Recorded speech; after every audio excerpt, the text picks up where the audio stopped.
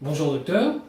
Jean-Philippe, tu es médecin à Neuilly depuis de nombreuses années et tu es également très impliqué dans la vie de ta ville.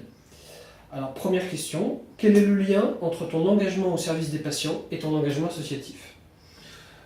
C'est une vaste question, puisque quand on est médecin, surtout généraliste comme moi, on est de plein pied dans la vie associative, au contact de ses patients et également donc des gens des associations.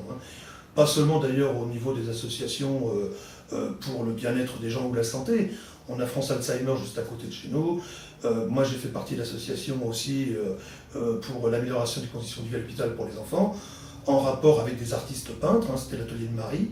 Mais également, je soutiens également des artistes peintres également de la région, effectivement pour la promotion des arts.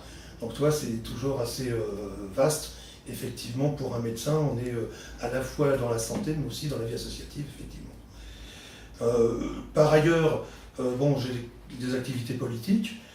J'ai été depuis 1990 au RPR, puis à l'UMP dès sa création, où je suis au comité départemental, après avoir été au comité de circonscription. Et puis j'exerce également au niveau de la fédération UMP Santé, donc avec Michel Hanoun, donc à Paris, à la Boétie.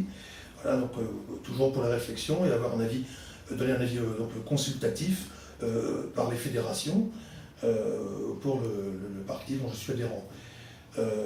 Et puis pour mon métier, je suis membre du Conseil de l'Ordre, voilà, au niveau départemental. En tant qu'adhérent et militant UMP, tu seras amené vraisemblablement début 2009 à voter pour élire la tête de liste aux élections régionales en Île-de-France. Ton choix est-il fait? Et si c'est le cas, peux-tu nous l'expliquer?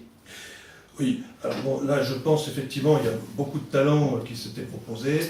Je crois que Roger Carucci, bien entendu, que nous connaissons bien sur le département, aura ma voix naturellement, puisque c'est un homme de terrain.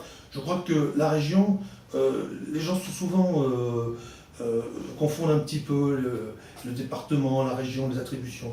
En fait, il faudrait quand même qu'il y ait une certaine harmonie, je dirais, entre le département et la région, qui actuellement est sous la houlette des socialistes avec Jean-Paul Huchon, avec l'inertie, les déséquilibres dans les attributions que l'on connaît. Je crois que notre ami Carucci connaît très bien les dossiers, puisqu'il siège de toute façon lui-même en tant que président de la majorité présidentielle à la région. Il a déjà beaucoup œuvré pour la région, notamment au niveau de 92, avec les combats contre les socialistes et contre les communistes que l'on connaît. Je pense qu'il ne faut pas un néophyte pour affronter les socialistes, car le combat sera rude.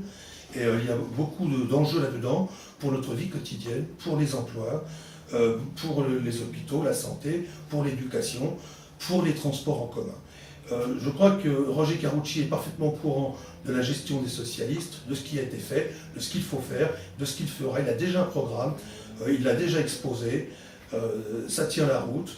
Moi je pense, je dirais, je voterais pour Carucci même, ne serait-ce que pour améliorer mon environnement personnel, le cadre de vie de la nationale, du métro périphérique aussi, qui est programmé par Huchon en 2030.